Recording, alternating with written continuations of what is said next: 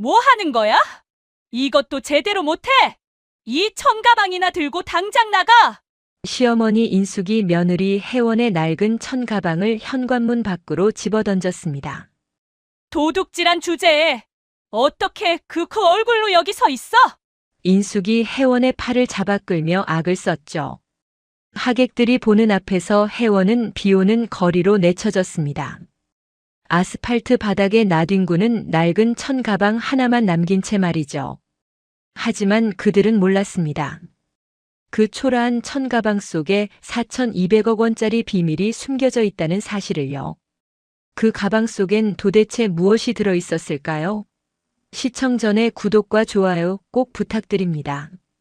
영상 제작에 큰 힘이 됩니다. 혜원아, 접시 좀 더 가져와. 빨리. 시어머니 인숙의 날카로운 목소리가 주방 구석까지 파고들었습니다. 혜원은 이마에 맺힌 땀을 앞치마로 훔치며 70인분의 음식을 혼자 준비하고 있었죠. 오늘은 남편 태웅의 40번째 생일 파티였습니다. 거실에서는 화려한 드레스를 입은 하객들의 웃음소리가 끊이지 않았어요. 손님들한테는 호텔 케이터링이라고 해야겠어. 집에서 만든 티나면 안 되니까. 인숙은 혜원이 정성껏 만든 음식을 접시에 옮겨 담으며 혀를 찼습니다. 그리고는 주방문을 쾅 닫아버렸죠. 혜원은 문이 닫히는 소리를 들으며 가슴이 답답해졌어요. 결혼 5년 동안 매번 이랬습니다. 아무리 노력해도 인정받지 못하는 며느리. 하지만 참아야 했죠. 4살 딸 지우를 위해서라도요. 파티가 무르익을 무렵 현관문이 열리는 소리가 들렸습니다. 안녕하세요, 소희입니다. 세련된 목소리가 거실을 가득 채웠어요. 혜원은 주방 틈새로 살짝 내다봤습니다. 화려한 레드 드레스를 입은 여자가 태웅의 회사 비서실장이라며 자신을 소개하고 있었죠. 소희는 마치 안주인처럼 행동하며 샴페인을 터뜨렸습니다. 손님들이 박수를 치며 환호했어요. 오늘 파티 정말 멋지네요. 태웅 사장님 덕분이에요. 소희가 태웅을 바라보며 미소 지었습니다. 태웅은 얼굴이 빨개져서 어색하게 웃었죠. 당신 덕분이죠. 태웅이 소희에게 작은 목소리로 말했어요. 혜원은 그 모습을 보며 가슴이 먹먹해졌습니다. 잠시 후 소희가 일부러 주방으로 들어왔어요. 아, 여기 있었네요. 와인이 필요해서요. 소희가 와인잔을 집으려다 일부러 바닥에 떨어뜨렸습니다. 와인잔이 바닥에서 산산조각 났죠. 어머, 실수했네요. 치워주세요. 소희가 모멸적인 눈빛으로 혜원을 내려다보며 말했어요. 혜원은 무릎을 꿇고 깨진 유리를 줍기 시작했습니다. 손가락에서 피가 났지만 참았죠. 소희는 만족스러운 표정으로 주방을 나갔어요. 유리 조각을 치우던 혜원의 시선이 테라스 쪽으로 향했습니다. 테라스 구석에서 태웅이 소희의 허리에 손을 감고 있었어요.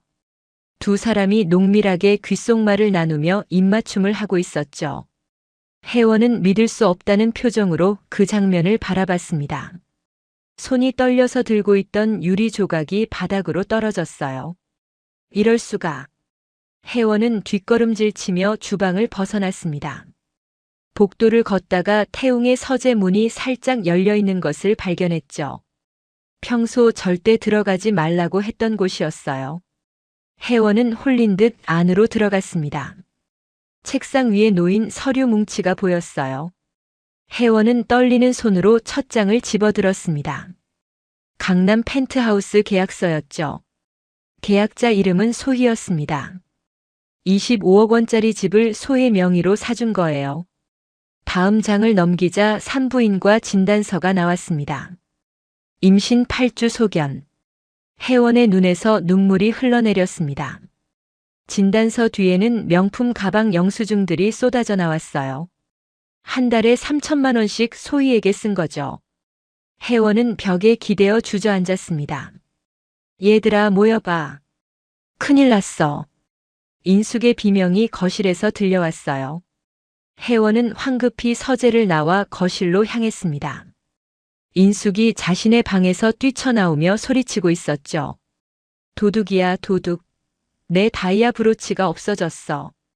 인숙이 혜원을 가리키며 소리쳤습니다. 금괴 새 돈도 사라졌어. 며느리 가방 뒤져봐. 아니에요, 전 그런 적 없어요. 혜원이 결백을 주장하며 목소리를 높였어요. 하지만 하객들이 웅성거리며 혜원을 의심의 눈초리로 바라봤습니다. 태웅이 혜원의 낡은 천가방을 거실 바닥에 엎어버렸죠. 안에 있던 파와 감자가 바닥에 굴러다녔습니다. 그 사이로 인숙의 다이아 브로치가 툭 떨어졌어요. 금괴도 함께 나왔죠. 혜원의 동공이 지진 난 듯 흔들렸습니다. 이건 아니에요. 누군가 넣어둔 거예요.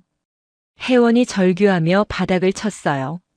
하객들이 수군거리며 혜원을 손가락질했습니다. 태웅이 정장 주머니에서 서류를 꺼냈죠. 도둑질에 남의 집 서재까지 뒤지는 여자랑은 못 살아. 태웅이 차갑게 말하며 서류를 혜원 앞에 던졌습니다. 협의이혼 의사확인 신청서와 친권 포기 각서였어요. 변호사 공증까지 미리 받아둔 것들이었죠. 절대 안 서명해요. 혜원이 서류를 찢으려 했지만 태웅이 빼앗았습니다. 인숙이 음흉한 미소를 지으며 입을 열었어요. 2층에 지우가 있어. 도장 안 찍고 나가면 애가 험한 꼴 당한다. 인숙이 혜원의 가장 약한 부분을 찔렀습니다.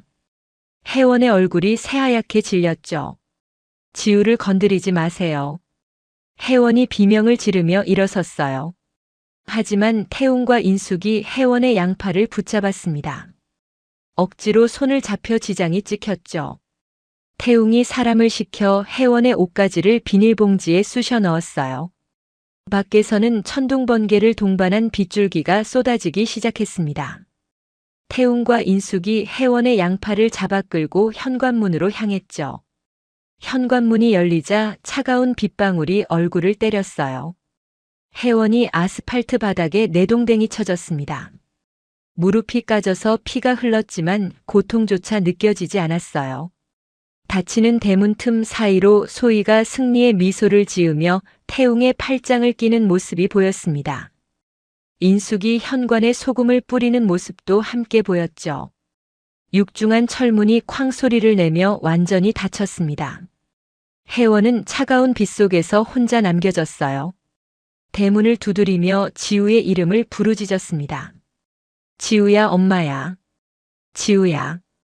빗물과 눈물이 범벅이 되어 얼굴을 타고 흘렀어요. 담장 너머로 들려오는 파티의 웃음소리와 음악소리가 혜원의 가슴을 찢어놓았습니다. 한참을 통곡하며 대문을 두드리던 혜원은 탈진해서 주저앉았죠. 젖은 몸을 이끌고 정처 없이 걷기 시작했습니다. 지나가는 고급 승용차들이 튀기는 흙탕물을 뒤집어 썼어요. 도시의 가장자리로 밀려나며 혜원은 갈 곳을 떠올려 봤습니다. 유일한 친구 보라에게 전화를 걸려 했지만 휴대폰이 없었죠. 주머니를 뒤적이며 동전을 찾았지만 한 푼도 없었어요. 공중전화 부스를 발견하고 혜원은 수신자 부담으로 전화를 걸었습니다. 여보세요? 보라의 목소리가 들리자마자 억눌렀던 서러움이 터져 나왔어요. 보라야. 혜원이. 혜원은 말을 잇지 못하고 흐느꼈습니다. 보라가 대번에 무슨 일이 생겼음을 직감했죠. 혜원아, 무슨 일이야? 어디 있어? 보라가 소리쳤어요. 당장 내가 있는 곳으로 와. 주소 말해줄게. 대문 밖에서 기다리고 있을게. 보라가 다급하게 말을 마쳤습니다. 혜원은 전화기를 내려놓고 보라가 알려준 주소로 향했어요. 보라의 좁은 고시원에 도착했을 때 보라가 대문 밖에서 기다리고 있었습니다. 세상에, 이게 무슨 꼴이야? 보라가 혜원의 몰골을 보며 깜짝 놀라 달려왔어요. 혜원을 부축해서 집 안으로 데려갔죠. 따뜻한 물 한 모금을 마시자마자 긴장이 풀렸습니다. 혜원은 고열에 시달리며 그 자리에서 쓰러졌어요. 보라는 밤새 물수건으로 혜원의 몸을 닦아내며 간병했습니다. 잠꼬대로 지우를 부르는 혜원의 모습을 보며 보라는 이를 갈았죠. 박태웅, 그 자식 사람 아니야. 혜원은 사흘 만에 깨어났습니다. 온몸이 쑤시고 목이 칼로 긋는 것처럼 아팠어요. 보라가 죽을 떠먹여주며 걱정스러운 눈빛으로 바라봤죠. 지우를 데려와야 해. 혜원이 비틀거리며 일어서려 했습니다. 보라가 혜원을 붙잡으며 거울을 가리켰어요. 거울 좀 봐. 이런 꼴로 어떻게 아이를 데려와? 거울 속에 비친 혜원의 모습은 귀신처럼 앙상했습니다. 눈은 깊게 들어가 있고 뺨은 뼈만 남아 있었죠. 혜원은 자신의 모습을 보며 절망했어요. 법률구조공단을 찾아가 도움을 요청했습니다. 하지만 태웅이 제출한 각서와 절도 혐의 고소장 때문에 당장 아이를 데려오기 힘들다는 답변만 들었죠. 법적으로는 아직 부부시고 친권도 공동이에요. 하지만 실질적인 양육권을 가져오려면 경제적 능력이 필수입니다. 변호사가 차가운 목소리로 말했습니다. 혜원은 무력하게 고개를 떨어뜨렸어요. 당장 먹고 살 길부터 마련하세요. 편의점과 식당 아르바이트를 구하려 거리를 헤맸습니다. 하지만 초라한 행색 때문에 문전박대만 당했죠. 이런 사람은 안 됩니다. 손님들이 불편해해요. 10군데 면접에서 떨어진 혜원은 한강 다리로 향했습니다. 난간에 기대어 흐르는 강물을 내려다봤어요. 차가운 바람이 얼굴을 스쳤습니다. 엄마 정말 힘들어요. 혜원이 작은 목소리로 중얼거렸죠. 주머니를 뒤적이다가 낡은 천 가방을 만졌습니다. 엄마가 돌아가시기 전에 준 유일한 유품이었어요. 정말 죽을 만큼 힘들 때만 이걸 열어보렴. 엄마의 말이 떠올랐습니다. 혜원은 천 가방을 열어봤어요. 안에는 헌 손수건과 낡은 지갑뿐이었죠. 실망하며 가방을 접으려던 순간 안감이 찢어지며 뭔가 떨어졌습니다. 숨겨진 이중 포켓이었어요. 투박하지만 기이한 광택이 흐르는 검은색 티타늄 카드 한 장이 나왔습니다. 접힌 편지도 함께 들어있었죠. 사랑하는 딸 혜원아. 세상이 너를 버려도 엄마는 너를 지킨다. 진짜 위기일 때만 이 카드를 써라. 엄마가 평생 모은 건 돈이 아니라 산이란다. 내 할아버지가 전국의 산을 사두셨고 엄마가 40년간 지켰어. 이제 그 산이 다 내 거야. 나무처럼 단단하게 서서 너를 짓밟은 놈들을 벌목해라. 혜원은 편지를 읽으며 눈물을 쏟았습니다. 차가운 다리 난간에 주저앉아 한참을 울었죠. 엄마가 식당 주방에서 일하며 자신을 키웠다고만 알았어요. 하지만 엄마에게 이런 비밀이 있었다니. 혜원은 눈물을 닦고 일어섰습니다. 홀린 듯 산림조합 중앙회 본점으로 향했죠. 거대한 유리 건물 앞에서 혜원은 잠시 망설였어요. 하지만 지우를 생각하며 발걸음을 옮겼습니다. 회전문을 통과해 로비로 들어섰을 때 경비가 다가왔어요. 무슨 일이십니까? 경비가 혜원의 허름한 행색을 보며 의심스러운 눈빛을 보냈습니다. 혜원은 말없이 검은색 카드를 꺼내 보여줬죠. 경비가 카드를 보는 순간 얼굴이 굳어졌습니다. 잠시만 기다려 주십시오. 경비가 황급히 어디론가 전화를 걸었어요. 몇 분 후 정장을 입은 중년 남성이 숨을 헐떡이며 뛰어나왔습니다. 윤 회장이라는 명패를 단 전무이사였죠. 어르신의 따님이십니까? 윤 회장이 90도로 허리를 굽혀 정중하게 인사했습니다. 주변에 있던 직원들과 고객들이 그 이질적인 광경에 숨을 죽였어요. 죄송하지만 무슨 일인지 혜원이 조심스럽게 물었습니다. 윤 회장이 혜원을 최상층 VIP 프라이빗 룸으로 안내했죠. 최고급 가죽 소파와 유명 화가의 원화가 걸린 호화로운 공간이었어요. 이 카드가 무엇인지 설명해 주시겠어요? 혜원이 떨리는 목소리로 물었습니다. 윤 회장이 깊은 숨을 들이마시며 입을 열었죠. 이것은 조합 설립 초기에 발급된 전설적인 카드입니다. 어르신의 부친, 그러니까 따님의 외할아버지께서 광복 직후 전국의 산을 매입하셨어요. 당시 모두가 미쳤다고 했죠. 하지만 그분은 50년 후를 내다보셨습니다. 윤 회장이 태블릿 PC를 회원에게 건넸어요. 화면에는 전국 산림 지도가 떠 있었습니다.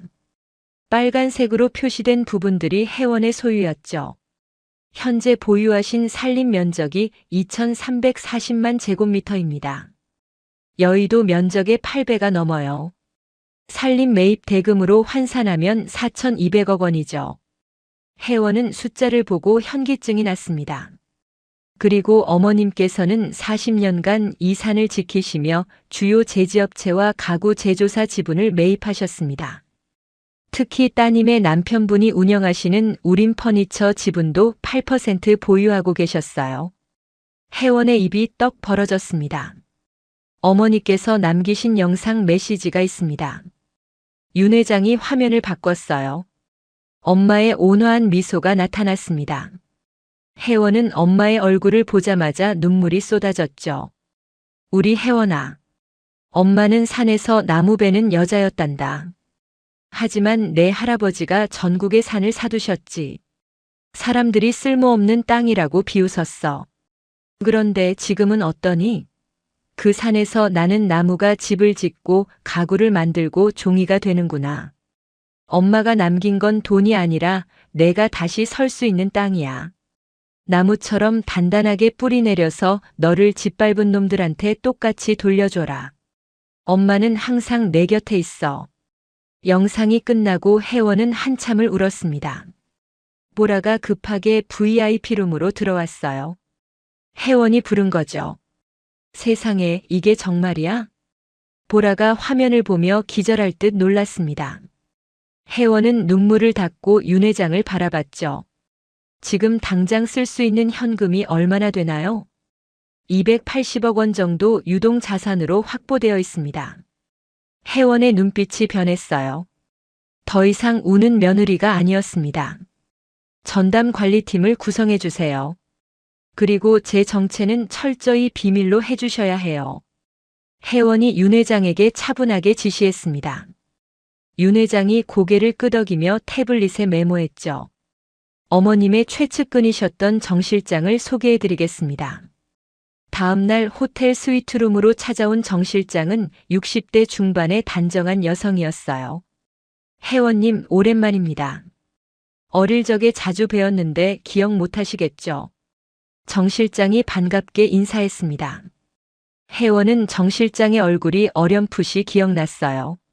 엄마에 대해서 더 알고 싶어요. 어머님은 정말 대단한 분이셨습니다. 40년간 전국의 개발 예정지 산을 매입하셨어요.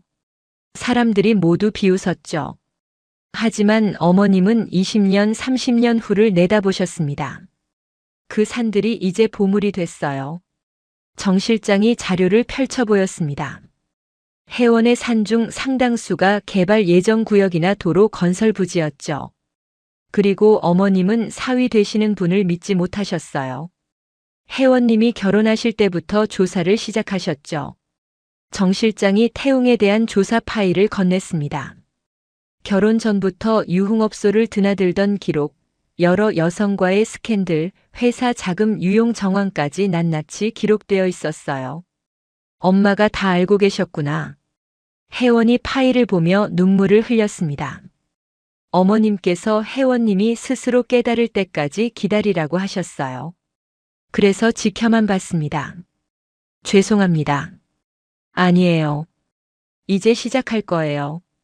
회원의 목소리에 단단함이 실렸습니다. 우림 퍼니처 분석 자료 있나요? 정 실장이 준비해온 파일을 펼쳤죠. 태웅의 가구 제조업체는 수입 원목 의존도가 92%였어요.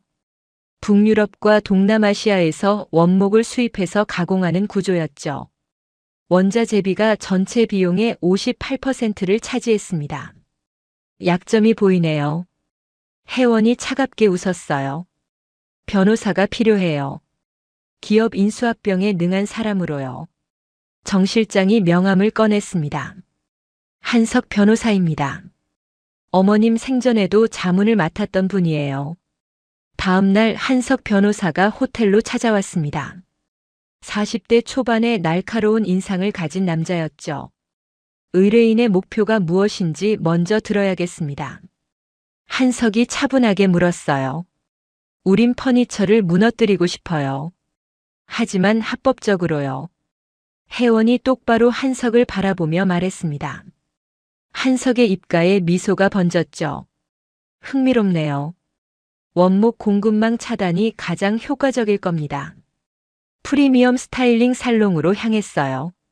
혜원은 머리부터 발끝까지 완벽하게 변신했습니다. 어깨까지 오는 단발머리, 검은색 파워수트, 명품 시계까지. 거울 속에 비친 여성은 더 이상 비참한 며느리가 아니었죠.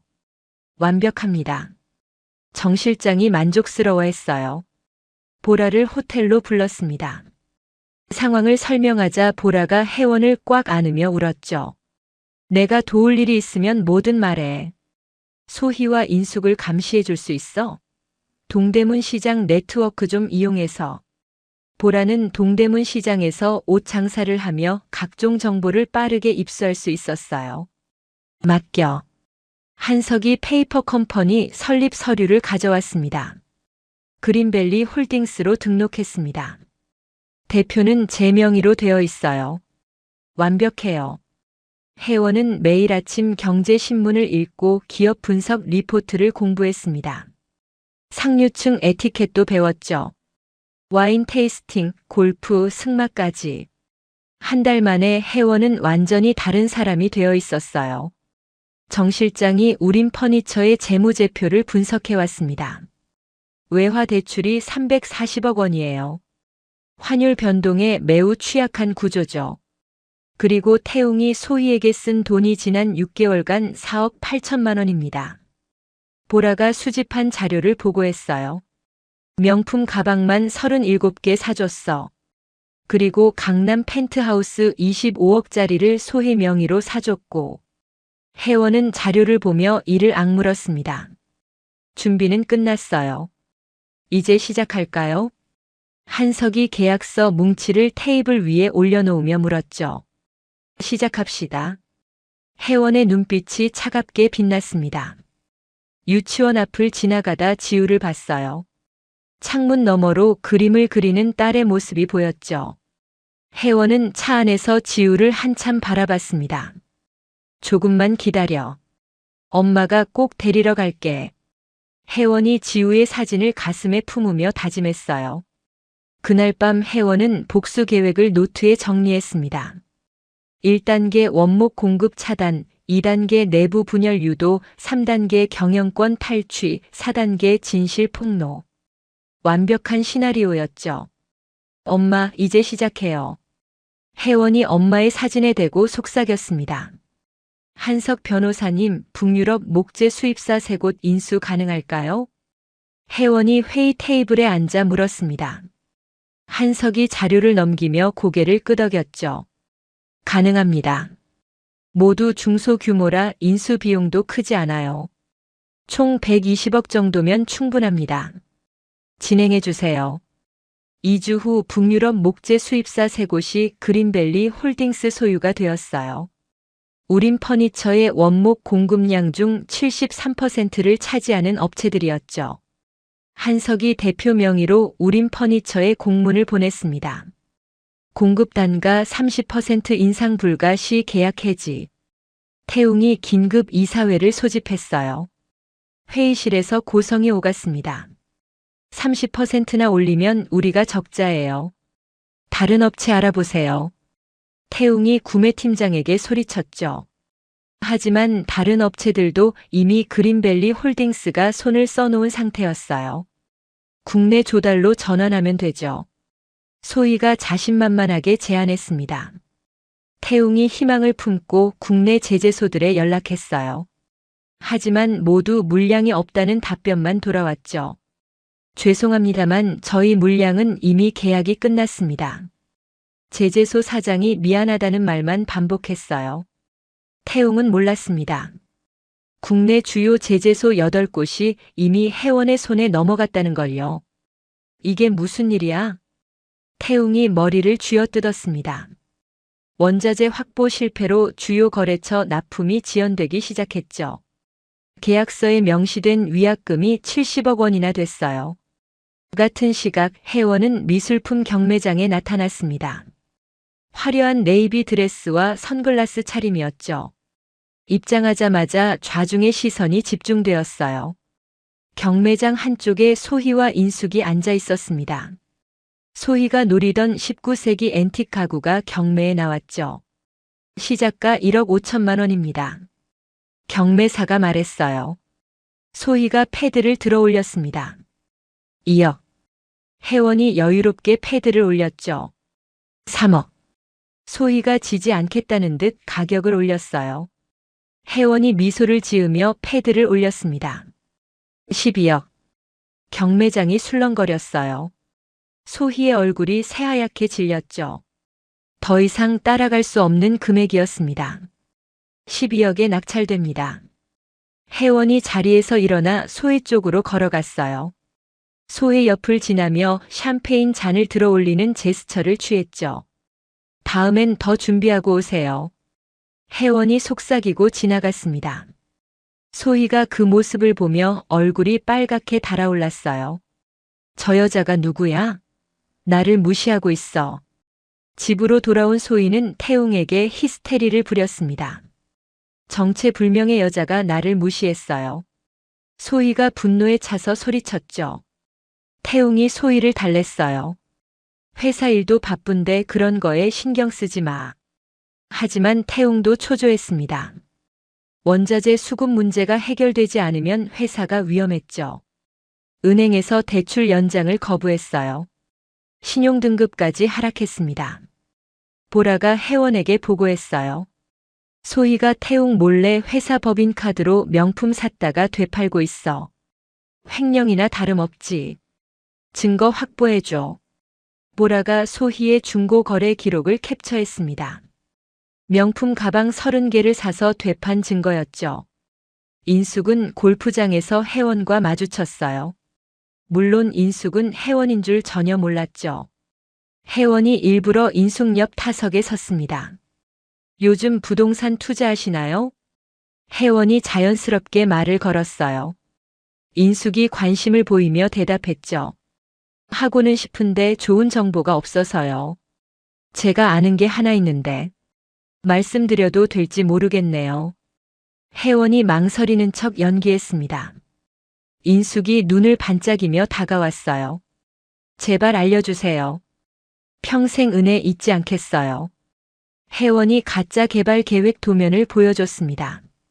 실제로는 개발 제한 구역인 임야였죠. 여기 곧 도로 뚫린대요. 땅값이 10배는 오를 거예요. 인숙의 눈이 휘둥그레졌습니다. 집에 돌아온 인숙은 사채를 15억이나 끌어다 그 땅을 샀어요. 태웅이 말렸지만 인숙은 듣지 않았죠. 이런 기회 놓치면 평생 후회한다. 혜원은 유치원 앞에서 지우를 또 봤습니다. 한겨울인데 얇은 여름 원피스를 입고 떨고 있었어요. 소희가 명품 브랜드 옷만 입혔는데 계절은 전혀 고려하지 않은 거죠. 내 딸이. 혜원이 차 안에서 주먹을 불끈 쥐었습니다. 보라를 시켜 지우에게 따뜻한 패딩과 편지를 전달했어요. 엄마가 곧 데리러 갈게. 편지를 받은 지우가 화단 뒤에서 엄마를 그리워하며 우는 모습이 보였습니다. 혜원도 차 안에서 입을 틀어막고 울었죠. 조금만 참아. 조금만. 한석이 감정적으로 흔들리는 혜원을 붙잡았어요. 지금 나서면 태웅이 친권을 무기로 아이를 숨길 겁니다. 참으셔야 해요. 혜원은 이를 악물고 눈물을 닦았습니다. 태웅의 회사는 3개월째 적자였어요. 직원들 월급도 밀리기 시작했죠. 임원들이 사표를 내기 시작했습니다. 대표님, 저희도 먹고 살아야 하지 않겠습니까? 태웅은 사방이 막힌 상태였습니다. 그때 한석에게서 전화가 왔어요. 투자 의향이 있으신지 여쭤보려고 연락드렸습니다. 태웅이 구원의 밧줄을 잡은 듯 매달렸죠. 네네. 당장 만나고 싶습니다. 한석이 차갑게 웃으며 전화를 끊었어요. 혜원이 옆에서 지켜보고 있었습니다. 1단계 완료네요. 혜원의 목소리에 차가운 만족감이 담겨 있었죠. 한석이 태웅과 우림 퍼니처 회의실에서 만났습니다. 태웅은 초조한 표정으로 자리에 앉았죠. 그린밸리 홀딩스는 어떤 회사인가요? 태웅이 떨리는 목소리로 물었어요. 한석이 차분하게 대답했습니다. 산림자원과 목재 유통을 전문으로 하는 회사입니다. 귀사에 투자할 의향이 있어요. 태웅의 얼굴이 밝아졌습니다. 조건이 있습니다. 한석이 계약서를 펼쳤죠. 지분 30%와 이사회 의석 2석을 요구합니다. 태웅이 계약서를 보며 망설였어요. 하지만 선택지가 없었죠. 알겠습니다. 태웅이 서명했습니다. 혜원은 이제 우림 퍼니처의 주주가 되었어요. 합법적으로 회사 내부 정보에 접근할 수 있게 된 거죠. 보라가 중요한 정보를 가져왔습니다. 소의 전 남편 찾았어. 이름이 강민인데 사기 전과 이범이야. 혜원의 눈빛이 번뜩였어요. 만나봐야겠어. 며칠 후 허름한 선술집에서 강민을 만났습니다. 40대 중반의 비쩍 마른 남자였죠. 소희와 무슨 관계세요? 강민이 경계하는 눈빛으로 물었어요. 혜원이 현금 뭉치를 테이블 위에 올려놨습니다. 5천만 원이에요. 소희에 대해 아는 걸 다 말해주세요. 강민의 눈이 돈에 고정되었습니다. 소희는 위장 이혼했어요. 제 명의로 빚을 떠넘기고 자기는 재산을 숨긴 거죠. 증거도 있어요. 강민이 USB를 꺼냈습니다. 소희와 강민의 통화 녹음, 재산 은닉 계좌 사본, 위장 이혼 모의 문자까지 모두 들어 있었죠. 법정에서 증언할 수 있어요? 할 수 있죠. 돈만 주신다면. 혜원이 현금을 건네며 고개를 끄덕였어요. 골프장에서 인숙을 다시 만났습니다. 인숙이 먼저 다가왔죠. 저번에 알려주신 땅 샀어요. 정말 감사해요. 혜원이 미소를 지으며 대답했습니다. 잘하셨어요. 하지만 혜원은 알고 있었죠. 그 땅이 개발 제한 구역이라는 걸요. 한 달 후 인숙은 사실을 알게 될 거예요. 정 실장이 새로운 보고를 가져왔습니다. 소희가 회사 법인카드로 명품 47점을 구매했어요. 총액 3억 2천만 원입니다. 증거 확보했나요? 영수증과 CCTV 모두 있습니다.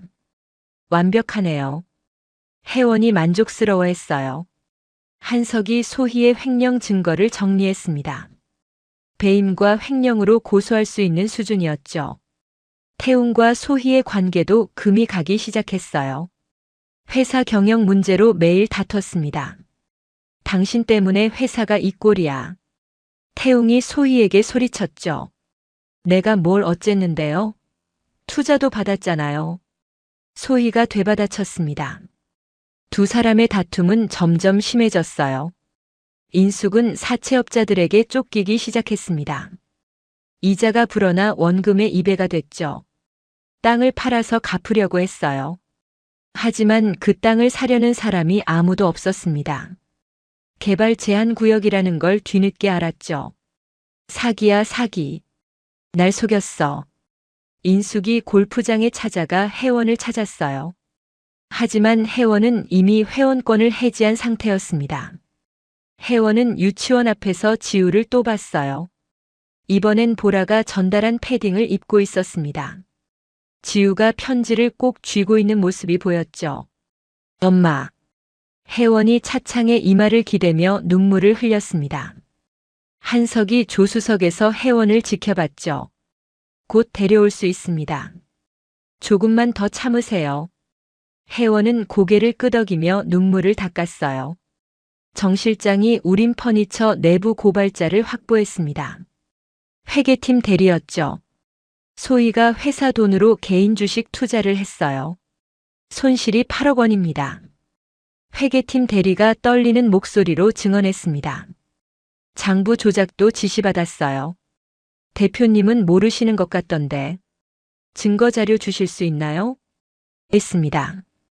회계팀 대리가 USB를 건넸어요. 소희의 범죄 증거가 차곡차곡 쌓여가고 있었습니다. 태웅은 회사 자금이 계속 새나가는 걸 알아챘어요. 소희를 의심하기 시작했죠. 당신 회사 돈 어디 썼어요? 태웅이 소희를 추궁했습니다. 소희가 발뺌했어요. 무슨 소리예요? 증거라도 있어요? 태웅이 회계팀의 조사를 지시했습니다. 하지만 소희가 먼저 회계팀 대리를 회유하려 했죠. 입 다물고 있으면 1억 줄게. 소희가 회계팀 대리를 협박했어요. 하지만 회계팀 대리는 이미 해원 편이었습니다. 보라가 소희의 과거 동료를 찾아냈어요. 소희가 과거에 일했던 호스티스바 동료였죠. 소의 그 언니 정말 악랄했어요. 손님들 돈 뜯어내는데 천재였죠. 동료가 증언했습니다. 결혼 전에 임신 3번 했다가 지웠대요. 애 아빠가 다 달랐고 모든 증언이 녹음되었습니다. 혜원은 이 모든 증거를 차곡차곡 정리했어요. 인숙이 태웅의 집으로 찾아왔습니다. 사채업자들을 피해 숨어 지내다가 결국 아들에게 손을 벌린 거죠. 엄마 좀 살려줘. 15억이야. 인숙이 태웅에게 매달렸어요. 태웅이 기가 막혔습니다. 지금 회사가 망하기 직전인데 무슨 돈이 있어요? 그럼 엄마가 죽으란 말이야? 인숙이 바닥에 주저앉아 울었죠. 소희가 그 모습을 보며 비웃었어요. 어머님이 투자를 잘못하신 거잖아요. 우리가 왜 책임져야 해요? 뭐? 내가 지금? 인숙이 소희에게 달려들려 했습니다. 태웅이 둘 사이를 막았죠. 집안이 아수라장이 되었어요. 혜원은 모든 상황을 보고받으며 다음 단계를 준비했습니다. 이제 마지막 카드를 쓸 시간이에요. 한석이 고개를 끄덕였습니다. 주주총회 소집하겠습니다. 태웅에게 긴급 주주총회 소집 공문이 발송됐어요. 그린밸리 홀딩스가 경영 투명성 제고를 요구한다는 내용이었죠. 태웅은 불안했습니다. 하지만 지분 30%로는 자신을 몰아낼 수 없다고 생각했어요. 괜찮아. 내가 아직 70% 갖고 있어. 하지만 태웅은 몰랐습니다. 혜원이 다른 소액주주들을 이미 접촉했다는 걸요. 소액주주 20%가 혜원의 편이었죠. 주주총회 전날 밤 혜원은 엄마의 사진 앞에 앉았습니다. 엄마, 내일이에요. 내일 모든 걸 끝낼게요. 혜원이 사진에 대고 속삭였습니다. 정 실장과 한석, 보라가 함께 있었죠. 준비는 완벽합니다. 한석이 서류 뭉치를 확인하며 말했어요. 내일 드디어 진짜 얼굴을 보여주는 거네요. 보라가 혜원의 손을 꽉 잡았습니다. 혜원이 고개를 끄덕였죠. 5년 동안 참았어요. 이제 참지 않을 거예요. 밤하늘에 별이 빛나고 있었습니다. 내일은 모든 것이 바뀌는 날이었죠. 주주총회가 열리는 우림 퍼니처 본사 회의실은 긴장감으로 가득했습니다. 태웅과 소희, 임원들이 자리에 앉아 있었죠. 그린밸리 홀딩스 측은 언제 오는 거야? 태웅이 초조하게 시계를 봤어요. 회의 시작 시간이 10분이나 지났습니다. 소액 주주들도 웅성거리기 시작했죠. 대체 뭐 하는 회사예요? 그때 회의실 문이 열렸습니다. 검은색 정장을 입은 경호원 4명이 먼저 들어왔어요. 그 뒤로 한석이 여유롭게 걸어 들어왔죠. 늦어서 죄송합니다. 한석이 상석 의자를 뒤로 빼며 누군가를 위해 자리를 마련했습니다. 이어서 또각또각 하이힐 소리와 함께 검은색 파워수트 차림의 여성이 당당하게 걸어 들어왔어요. 혜원이 회의실 중앙에 서서 선글라스를 벗었습니다. 그 얼굴을 본 태웅은 의자에서 뒤로 넘어졌죠. 으악, 이게 무슨... 소희는 턱이 빠질 듯 입을 벌리고 혜원을 바라봤습니다. 상황 파악이 안 되어 눈만 깜빡거렸죠. 어떻게 여기 있어? 내가 무슨 돈이 있어서? 태웅이 바닥에 넘어진 채로 소리쳤어요. 혜원은 핸드백에서 낡은 천 가방을 천천히 꺼냈습니다. 그 가방을 회의 테이블 위에 던졌죠. 이 가방 기억하시죠? 도둑질했다고 하신 바로 그 가방이요. 혜원의 차가운 일갈에 회의실이 침묵에 휩싸였습니다. 소액 주주들이 숨을 죽이고 지켜봤어요. 한석이 대형 스크린을 켰습니다. 화면에 산림 지도가 떠올랐죠. 전국 곳곳에 빨간색으로 표시된 산들이 보였어요.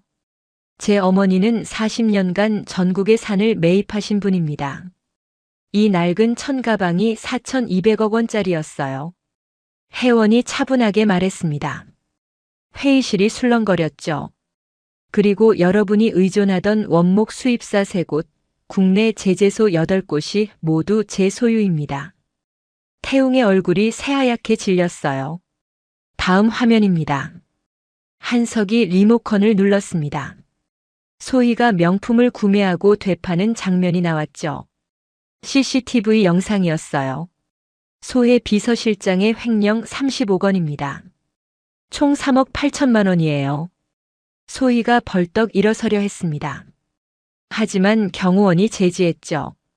거짓말이야. 조작이라고. 소희가 악을 쓰며 소리쳤어요. 한석이 다음 화면을 띄웠습니다. 전남편 강민 씨와의 위장 이혼 증거입니다. 재산 은닉과 사기죄에 해당하죠. 화면에 강민과 소희의 통화 녹음이 재생되었어요. 돈 다 숨겼지? 이혼하면 빚은 다 내 명의로 넘어가. 녹음 속 소희의 목소리가 또렷했습니다. 소희가 주저앉으며 고개를 떨어뜨렸죠. 다음은 태웅 대표입니다. 한석이 차갑게 말했어요. 태웅의 유흥업소 출입 기록이 화면에 떴습니다. 6개월간 2억 3천만 원을 쓴 거죠. 회사 자금으로 개인 유흥비를 지출했습니다. 배임과 횡령이에요. 아니야, 그건 접대비였어. 태웅이 변명했습니다. 한석이 다음 자료를 보여줬죠. 접대비 장부에는 없습니다. 개인 비자금으로 조성한 거예요. 소액 주주들이 분노하기 시작했습니다. 이게 무슨 짓이야? 우리 돈 갖고 놀았어? 주주 한 명이 물병을 태웅에게 던졌어요. 회의실이 아수라장이 되었죠. 정숙해 주십시오. 한석이 단호하게 말했습니다. 회의실이 다시 조용해졌어요. 마지막으로 장인숙 여사입니다. 화면에 인숙이 개발 제한 구역 임야를 매입한 계약서가 떴습니다. 사채 15억 원을 끌어다 쓸모없는 땅을 샀죠. 현재 신용불량자입니다. 인숙의 추악한 모습이 낱낱이 공개되었어요. 혜원이 천천히 상석으로 걸어갔습니다. 이제 안건을 상정하겠습니다. 태웅 대표이사 해임의 건. 혜원이 차분하게 말했죠. 소액 주주들이 일제히 손을 들었어요. 찬성합니다. 만장일치였습니다. 태웅이 무릎을 꿇으며 혜원에게 다가왔죠. 혜원아, 내가 잘못했어. 한 번만 용서해줘. 태웅이 애원했습니다. 하지만 경호원들이 그를 제지했어요. 죄송하지만 저 사람 누구세요? 혜원이 차갑게 물었습니다. 태웅의 마지막 자존심마저 짓밟아 버린 거죠. 그때 회의실 문이 열리고 경찰이 들어왔습니다. 강민도 함께 있었어요. 최소혜 씨 횡령과 사기 혐의로 체포합니다. 경찰이 소희에게 수갑을 채웠죠. 소희가 강민을 보며 비명을 질렀어요. 당신이 날 팔았어? 어떻게 이럴 수가? 돈이 최고지. 강민이 비열하게 웃었습니다. 소희는 끌려가며 혜원을 저주했죠. 인연이 다 꾸민 거야. 다 조작이라고. 하지만 아무도 소희의 말을 믿지 않았어요. 혜원은 소희가 끌려가는 모습을 싸늘하게 바라봤습니다. 태웅 대표도 배임 혐의로 조사받으셔야 합니다. 경찰이 태웅에게 동행을 요구했어요. 태웅이 혜원을 보며 마지막으로 애원했죠. 지우는 어떻게 하려고? 제 딸입니다. 제가 알아서 하죠. 혜원의 목소리에는 흔들림이 없었어요. 태웅이 경찰에 끌려가며 울부짖었습니다. 회의실에 혜원과 한석, 정 실장만 남았습니다. 혜원이 창밖을 바라보며 깊은 숨을 내쉬었죠. 끝났어요. 한석이 혜원의 어깨에 손을 얹었습니다. 이제 시작입니다. 회사를 바로 세워야죠. 혜원이 고개를 끄덕였어요. 눈물이 흘러내렸지만 이번엔 기쁨의 눈물이었습니다. 태웅과 소희는 구치소에 수감되었습니다. 좁은 독방에서 변변한 영치금도 없이 지냈죠. 기존 수감자들에게 왕따를 당하며 비참한 나날을 보냈어요. 밥 좀 나눠줘. 제발. 태웅이 구걸했지만 아무도 거들떠보지 않았습니다. 소희는 독방에서 벽만 바라보며 시간을 보냈죠. 인숙은 사채업자들을 피해 찜질방을 전전했어요. 하루 벌어 하루 먹는 신세가 되었습니다. 이게 다 누구 때문이야? 그 도둑년 때문이야. 인숙이 혼자 중얼거렸죠. 하지만 아무도 인숙의 말을 들어주지 않았어요.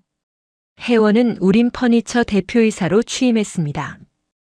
회사를 친환경 가구업체로 전환한다고 선포했죠. 앞으로 우리는 국내 산림자원을 활용해 지속 가능한 가구를 만들 겁니다. 혜원의 선포에 직원들이 박수를 쳤어요. 회사 분위기가 완전히 바뀌었습니다. 보라가 혜원의 비서로 입사했어요. 정 실장이 경영 고문을 맡았고 한석이 법무이사가 되었죠. 드디어 지우를 데려올 시간이었습니다.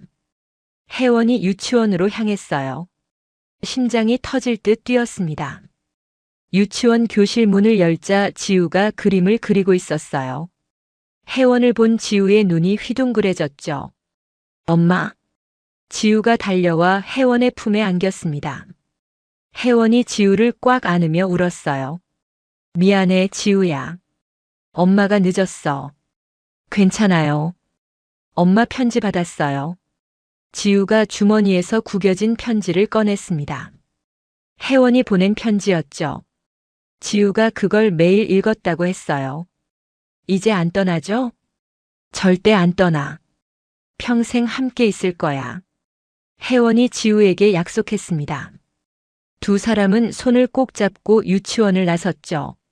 하지만 평화는 오래가지 않았습니다. 일주일 후 태웅이 보석으로 풀려났어요. 변호사를 선임해 보석금을 낸 거죠.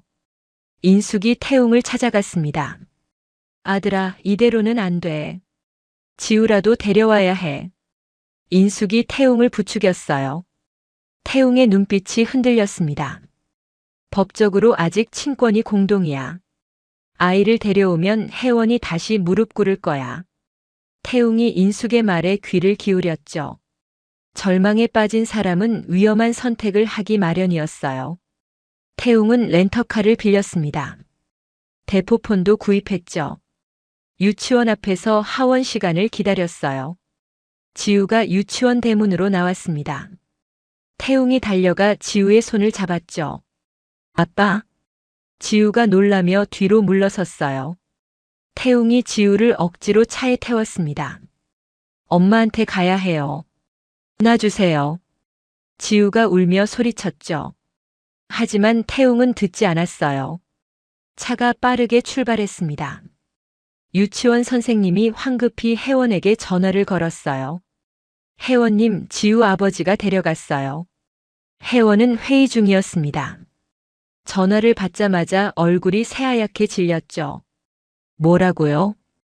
혜원이 비명을 질렀습니다. 회의실에 있던 모두가 놀라며 혜원을 바라봤어요. 당장 경찰에 신고하세요. 한석이 즉시 경찰에 연락했습니다. 하지만 친권 분쟁이라 즉각 대응이 어렵다는 답변이 돌아왔죠. 이건 납치예요. 납치라고요. 혜원이 울부짖었습니다. 정 실장이 사설 탐정과 경호팀을 즉시 소집했어요. 폐건물을 위주로 수색하겠습니다. 태웅은 외곽의 폐공장 옥상으로 지우를 데려갔습니다. 지우를 구석에 묶어두고 대포폰으로 혜원에게 전화를 걸었죠. 100억 현금 준비해. 안 그러면 애가 떨어진다. 태웅의 목소리가 떨렸어요. 완전히 이성을 잃은 상태였습니다. 지금 당장 가져갈게. 제발 지우 건드리지 마.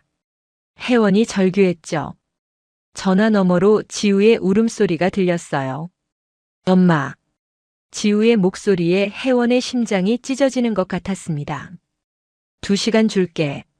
혼자 와. 경찰 부르면 애가 죽어.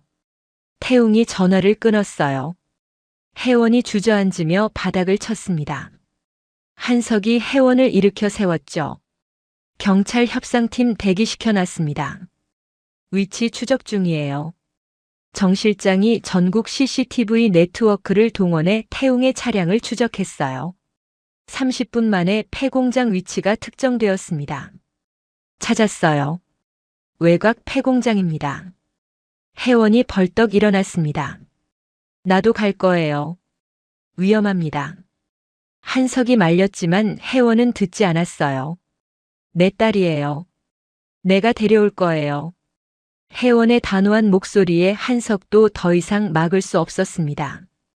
경찰차와 구급차가 폐공장으로 출동했죠. 혜원도 함께 차에 탔어요. 폐공장에 도착했을 때 태웅이 옥상 난간에 서 있었습니다.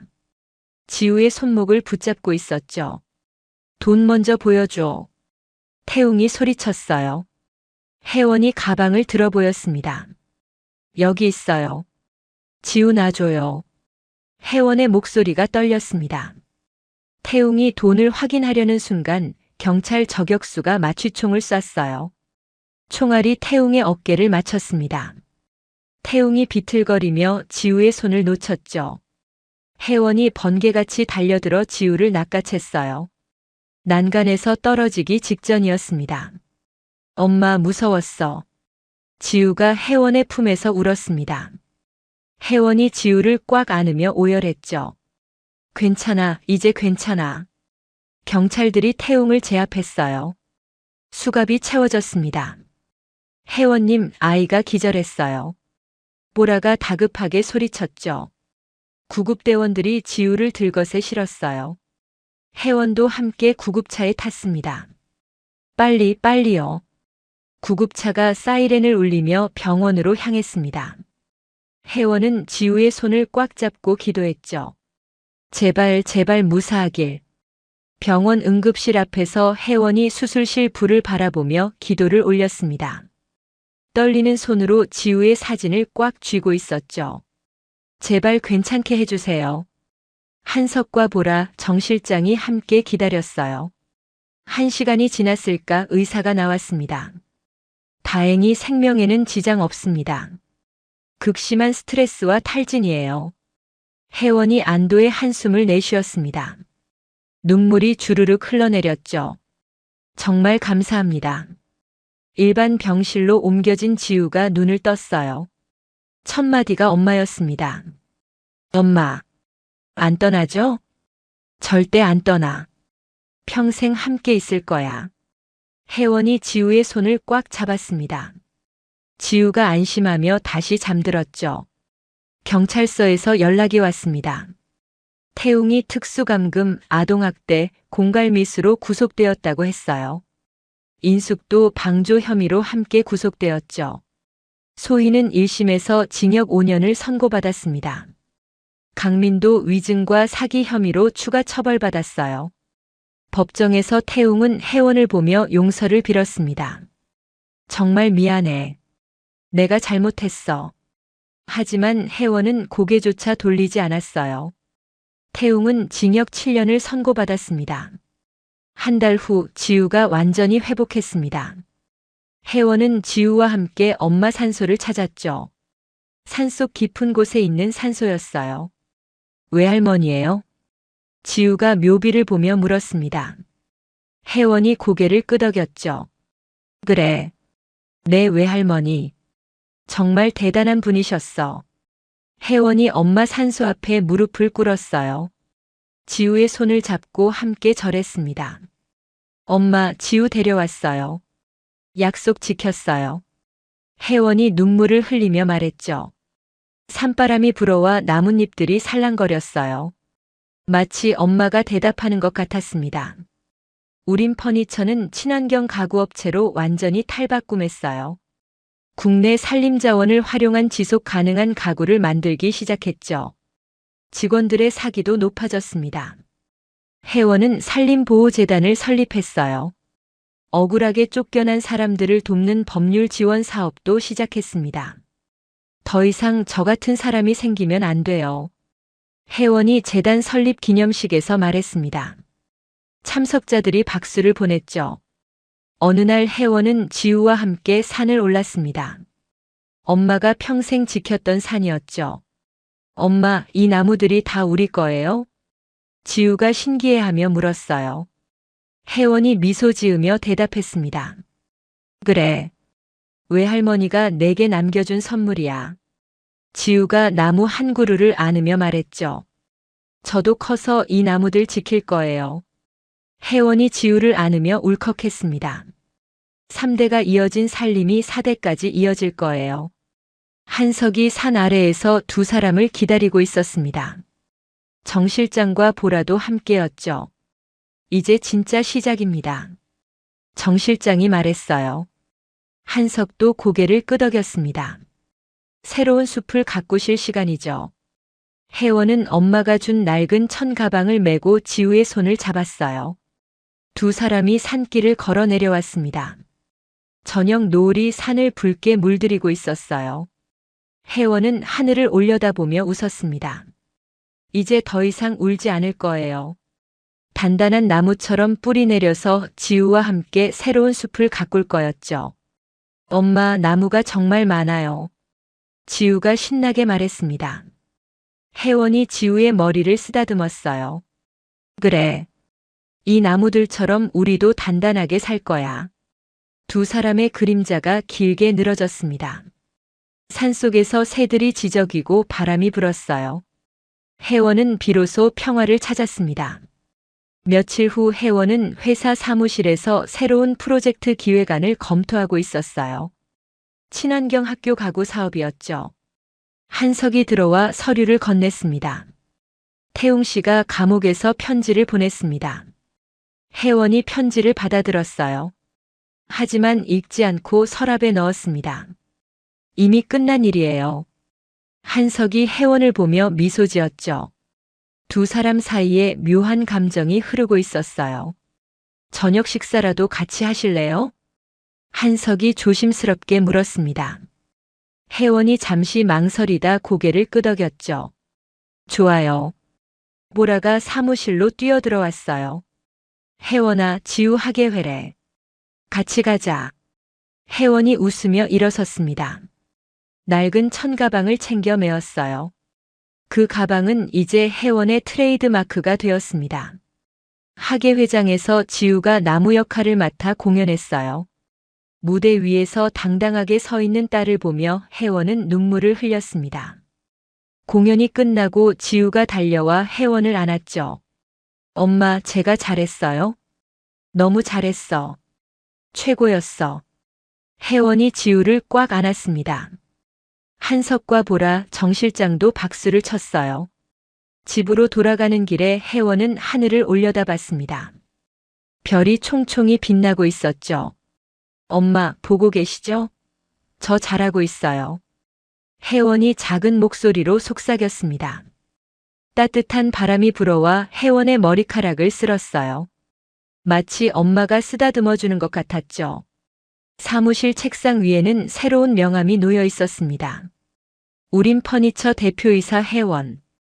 더 이상 누구의 며느리도 누구의 아내도 아니었어요. 자기 이름으로 당당하게 서 있는 한 사람의 여성이었습니다. 정 실장이 다음 날 아침 보고서를 가져왔어요. 지난 분기 매출이 전년 대비 40% 증가했습니다. 친환경 라인이 대박이에요. 혜원이 만족스러워하며 고개를 끄덕였습니다. 직원들 성과급 두둑하게 챙겨주세요. 한석이 새로운 제안을 가져왔죠. 해외 진출은 어떻습니까? 유럽 시장이 친환경 가구에 관심이 많아요. 천천히 준비해 봅시다. 혜원은 이제 조급하지 않았어요. 단단한 나무처럼 천천히 하지만 확실하게 성장할 거였습니다. 주말에 혜원은 지우와 함께 숲으로 갔어요. 엄마가 심었던 나무들이 무럭무럭 자라고 있었습니다. 엄마, 저 나무 이름이 뭐예요? 소나무야. 사계절 푸른 나무지. 혜원이 지우에게 설명했습니다. 지우가 신기해하며 나무를 만졌죠. 우리도 이 나무처럼 항상 푸르게 살 거예요? 그럼. 어떤 계절에도 흔들리지 않는 나무처럼. 두 사람은 숲속을 천천히 걸었습니다. 새들이 지저귀고 햇살이 나뭇잎 사이로 쏟아졌어요. 혜원은 비로소 완전한 평화를 느꼈습니다. 낡은 천가방에는 이제 새로운 의미가 담겨 있었어요. 단순히 엄마의 유산이 아니라 역경을 이겨낸 승리의 상징이었죠. 그 가방을 보는 사람들은 이제 존경의 눈빛을 보냈습니다. 혜원은 더 이상 과거를 돌아보지 않았어요. 앞만 보고 걸어갈 거였습니다. 딸 지우와 함께 엄마가 가꾼 숲을 지키며 새로운 나무를 심어갈 거예요. 해질녘산 정상에서 혜원과 지우가 마을을 내려다봤습니다. 저 아래 어딘가에 태웅과 소희, 인숙이 있겠죠. 하지만 혜원은 더 이상 그들을 생각하지 않았어요. 용서는 했지만 잊지는 않을 겁니다. 그것이 혜원이 선택한 길이었죠. 엄마, 우리 행복하죠? 지우가 물었습니다. 혜원이 지우를 꽉 안으며 대답했어요. 그럼. 세상에서 제일 행복해. 두 사람의 실루엣이 석양을 배경으로 아름답게 빛났습니다. 긴 악몽은 끝났어요. 이제 새로운 시작이었습니다. 오늘 이야기가 좋으셨다면 구독과 좋아요, 알람 설정 잊지 마시고 소중한 댓글 하나가 큰 힘이 됩니다. 시청해 주셔서 진심으로 감사드립니다.